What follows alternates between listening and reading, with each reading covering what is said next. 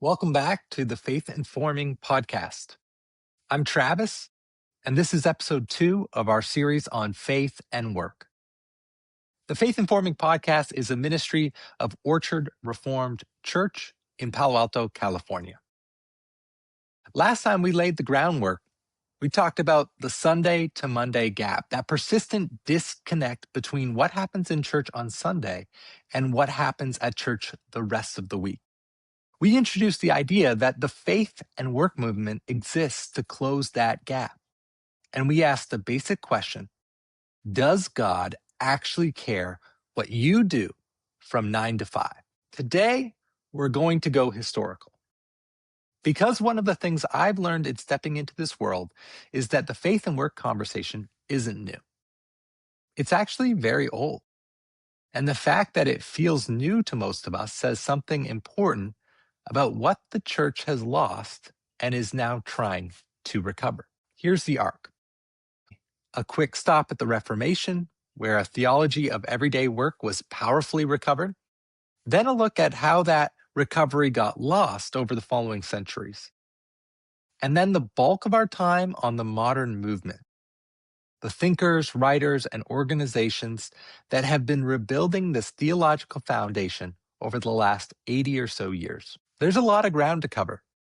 So let's move. To understand what the Reformation recovered, you have to understand what had gone wrong. By the medieval period, the Western Church had developed a pretty clear hierarchy of callings. At the top were those who had devoted themselves entirely to God. Monks, nuns, priests. These were the people doing truly spiritual work.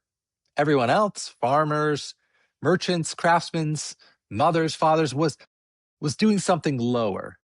Necessary, perhaps, but not really the stuff of a serious spiritual life. This wasn't entirely the church's fault. A lot of this thinking had roots in the Greek philosophical tradition, particularly in what's called Neoplatonism, a strand of thought that ranked the spiritual above the material, the contemplative above the active, the eternal above the earthly. It was less about hating work directly and more about a whole framework that placed physical, bodily, material life on the lower rungs of reality. When that philosophy got absorbed into Christian theology over the early centuries, through figures like Origen and even aspects of Augustine, it devalued ordinary labor in the process. The monk in contemplative prayer was closer to the real and the eternal. The farmer in the field was down in the mud of the material world. The result was a two-tiered Christianity. Contemplative life at the top, active working life below. And if you wanted to really pursue God, the message was, leave your ordinary life behind and enter a monastery. Now, to be fair, the medieval tradition had real wisdom in it, a deep sense of the sacred, a rich contemplative inheritance that the church shouldn't simply disregard. But the hierarchy had done real damage. It had effectively told ordinary people that their daily labor was spiritually irrelevant, that God was interested in the chapel, not the field, the sanctuary, not the workshop. That's the problem the Reformation is about to address. Martin Luther is the pivotal figure here, and his contribution is worth pausing on even briefly. Luther was an Augustinian monk, a man who had, by the standards of his day, chosen the highest spiritual path. And yet his encounter with the gospel, justification by grace through faith, blew up the entire framework. If righteousness before God is a gift and not an achievement, then the whole project of earning spiritual status through religious works collapses. And with it, the hierarchy of callings that the Neoplatonic inheritance had helped build into the church's imagination. Luther's insight was electrifying. Every legitimate form of work, every honest labor done in love of God and neighbor is holy. The monk behind his monastery wall is not closer to God than the mother nursing her baby, the cobbler making shoes. In fact, Luther was sometimes sharply critical of monasticism precisely because it pulled people out of the places where their neighbors actually needed them. He recovered the word Beruf, the German word for occupation or profession, and loaded it with theological meaning. Your Beruf is your calling. God calls people not just into ministry, but into every corner of human life. The magistrate, the farmer, the merchant, all are serving God and neighbor through their work. John Calvin and the Reformed tradition built on this. In Geneva, Switzerland, under Calvin, it was in many ways a laboratory for the idea that all of life, commerce, civic governance, art, agriculture, could be ordered toward the glory of God. Abraham Kuyper, the Dutch Reformed theologian and statesman who lived 3 centuries later, gave this its most famous formulation. There is not a square inch in the whole domain of our human existence over which Christ, who is sovereign over all, does not cry, mine. As a pastor in the Reformed tradition, I've absorbed some of this almost by osmosis. The sense that faith wasn't just personal and pietistic, but had something to say about all of life. Kuyper was in the water.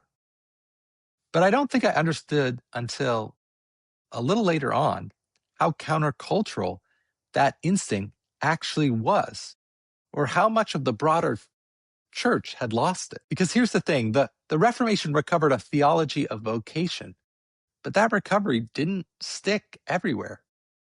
And by the 19th and 20th century, much of the church, including much of evangelical Protestantism, had drifted back towards a version of the sacred secular divide. So the question is, how does a recovery get lost?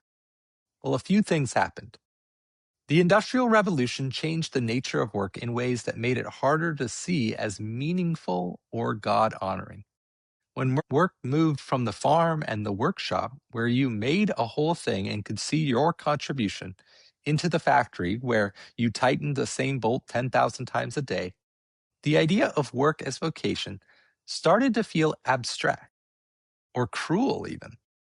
It's hard to preach, your work is your calling, to someone working 14-hour days in dangerous conditions for subsistence wages. At the same time, a certain strand of Protestant piety, particularly in America, became intensely focused on personal salvation and inner spiritual experiences. The social and cultural dimensions of the gospel receded.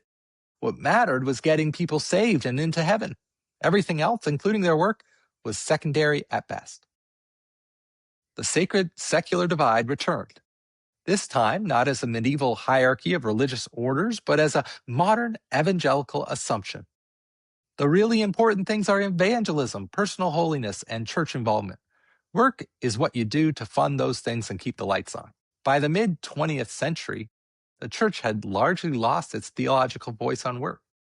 That's the vacuum the modern faith and work movement steps into. The modern movement has several parents, and it's worth introducing a few of them. If I had to name one person whose writing most clearly diagnosed the problem and pointed toward the solution, it might be Dorothy Sayers. And she's not someone most Christians have heard of, which is a shame. Sayers was a British writer, best known as a crime novelist and as a friend of C.S. Lewis in the Oxford Inklings Circle. But in 1942, in the middle of World War II, she gave a lecture called Why Work? That stands as one of the most important pieces of writing in the whole faith and work conversation. Her argument was simple. The church has failed to develop a theology of work. It has treated work as a necessary evil, something to be endured so that you can get to the parts of life that actually matter. It has asked workers to bring their Christian ethics to their work as a kind of add-on without ever asking whether the work itself has intrinsic value. And the result, Sayers argued, is that workers are demoralized. The church is irrelevant to most of life and society suffers. Her alternative was to recover a Christian doctrine of work, rooted in the nature of God as creator and human beings as creatures made in the image of a creator. Work isn't just a means to an end. Good work done with skill and integrity and care, is itself a form of worship.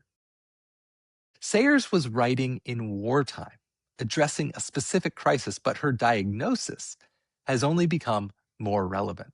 In the 1950s and 60s, Francis Schaeffer and his wife Edith established L'Abri Fellowship in the Swiss Alps, a community where young people, many of them disillusioned with the church, could come and wrestle with the big questions. Schaeffer's vision was that the gospel spoke to all of life, to art, philosophy, culture, science, not just to personal salvation. He helped a generation see that Christian faith had something to say about the whole range of human activity, including work and culture making. Schaeffer wasn't primarily a faith and work theologian, but his influence on the movement is significant. He helped rehabilitate the idea that the Christian mind should engage culture rather than retreat from it. If Sayers diagnosed the problem and Schaeffer brought in the vision, Os Guinness gave the modern movement some of its most durable vocabulary. His 1998 book, The Call, is probably the most widely read book on vocation in evangelical circles, and it's still the book that gets read today. Guinness, a British writer and speaker deeply shaped by Schaeffer, made a crucial distinction that has become standard in faith and work discussions: the difference between our primary calling and our secondary calling. Our primary calling, Guinness argues, is to God himself, to know him, love him, follow him. Everything else, our jobs, our roles, our specific work, is secondary calling. Secondary callings are real and important, but they flow from and serve the primary one. This distinction matters because it guards against two opposite errors. On one side, it guards against the error of ignoring work, treating your job as spiritually meaningless. On the other, it guards against the error of over-investing in work, treating your career as your identity or your salvation. Both errors are alive and well, especially in places like Silicon Valley. No account of the modern faith and work movement is complete without Tim Keller. Through Redeemer Presbyterian Church in Manhattan, which he founded in 1989, Keller had a front row seat to one of the most work-saturated cultures on earth. Wall Street lawyers, media executives, artists, academics, all trying to figure out what their faith had to do with their professional lives. Keller developed a sophisticated theology of work and culture, drawing on Kuyper, on Guinness, on Sayers, and made it accessible to a new generation of urban professionals. In 2012, he and his colleague Catherine Leary Alsdorf published Every Good Endeavor, which remains probably the most comprehensive and accessible introduction to a Christian theology of work available today. Redeemer also launched the Center for Faith and Work in New York City, which became a model for organizations like the one I work for. The idea was simple. The local church should be actively equipping its members to integrate their faith and their work, not just on Sunday, but in the specific industries and workplaces where they spend most of their lives. By the 2000s and 2010s, the movement had grown significantly. Seminaries began adding faith and work programs. Organizations like Made to Flourish, the Institute for Faith, Work, and Economics, the Theology of Work Project, and the Dupree Center at Fuller Seminary emerged. Books multiplied, conference launched. The Bay Area Center for Faith, Work, and Technology, where I now serve, is part of this ecosystem, with a particular focus on the unique questions that arise in a tech-dominated culture. How do you think theologically about artificial intelligence, about the ethics of platform and data, about what it means to work in an industry that is reshaping the world faster than anyone can fully comprehend?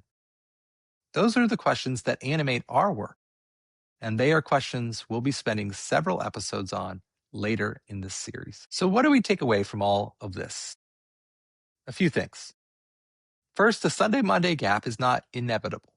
It was built over centuries largely through the influence of ideas that are not native to Christianity. And what was built can be dismantled, which is exactly what the best voices in this movement are trying to do. Second, recovery is always partial and always contested.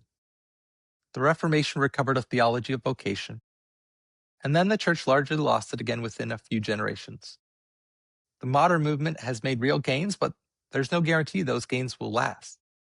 This is a conversation the church needs to keep having in every generation, in every cultural context, because this conversation is directly related to discipleship. And discipleship never stops in the church. Discipleship always continues every day, every week, every generation. Third, the conversation is bigger than any one tradition. Sayers was an Anglican. Schaeffer was a Presbyterian. Keller was Reformed. Guinness is a little harder to pin down. The Catholic social teaching tradition has its own rich account of work and human dignity that we haven't even touched yet, and we'll get to that eventually. But the faith and work conversation, at its best, draws from the whole breadth of the church's wisdom. And fourth, this is perhaps the most personal takeaway for me. This history is an argument for why the local church matters. The Sunday money gap doesn't close in boardrooms or think tanks.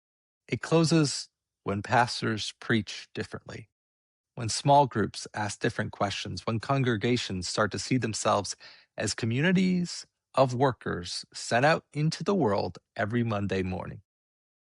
That's slow, local work, but it is the work that lasts. Well, that's episode 2. We've moved from medieval hierarchy through the Reformation's recovery of vocation, through the drift of the 19th and 20th centuries, and into the modern movement that's been rebuilding this theological foundation for the last 80 years.